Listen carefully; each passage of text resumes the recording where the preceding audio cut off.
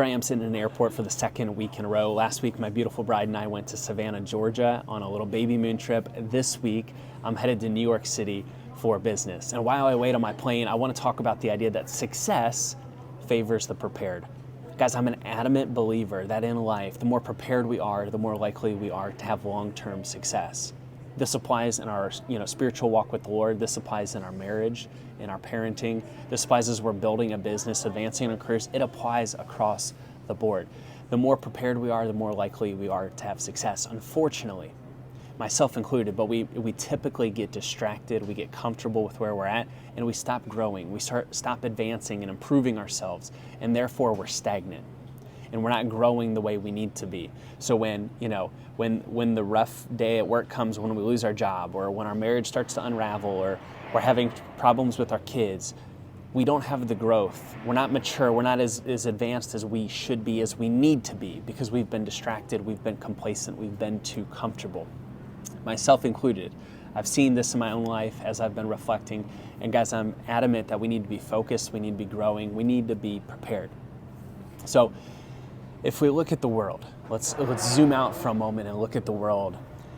I think the bar has never been lower to have success. I think the bar has never been lower to differentiate yourself from your peers, to separate yourself from the pack. If you want to have success, more success than your peers in business, or you want to have a better marriage than most, or you want to have a close relationship with your kids, guys, it takes a little focus, it takes a little preparation, and a little hard work.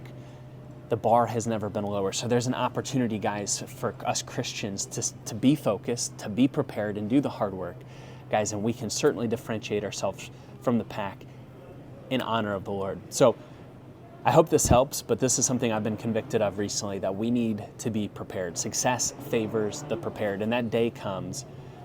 We can't grow in an instant. We have to grow day by day, and then therefore we'll be the warrior, the man, the woman we need to be.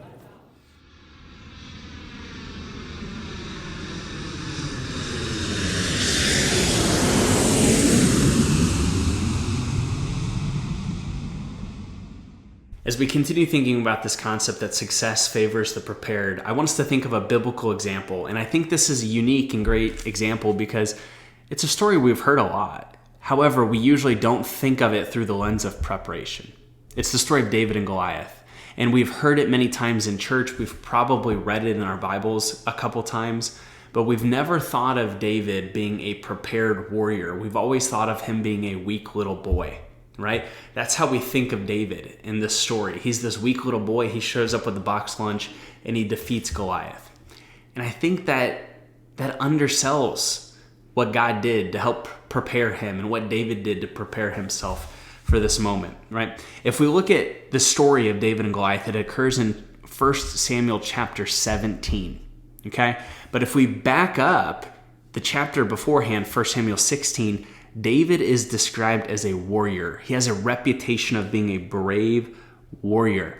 Guys, he hasn't faced Goliath yet. He hasn't taken down Goliath on the battlefield. However, he still has this reputation of being a brave man and a warrior. That doesn't just happen on accident. So he already has this reputation.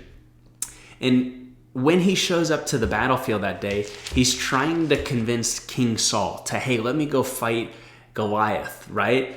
Clearly, he's a brave man. He's a warrior. He believes in himself. He believes in God. God is on his side. But look at what he says. He says, I have defeated the lion and the bear. This Philistine will be like one of them, right? He's already taken down a bear and he's already taken down a lion in his everyday life, right? He was protecting the sheep. He was a shepherd. He was taking care of the sheep and he tracked down the lion and the bear. And guys, what does that tell me? It tells me he grew in his regular everyday life, right? The challenges that came his way, he didn't run from them. He ran to them. He grew, he got better, he got stronger, right? He took those everyday obstacles, everyday challenges. He grew from them. He got stronger. And when he stepped onto that battlefield with Goliath, he was prepared, right? A lot of us, when we come to these battlefields in our life, we show up, but we haven't taken down the lion and the bear yet. We haven't done the work. We haven't done the progression, and we show up and we're underprepared in life. So I think that's just a really cool example that David was a prepared warrior. Yes, he had the power and the Holy Spirit and the power of God with him, no doubt about it. But David was a prepared man.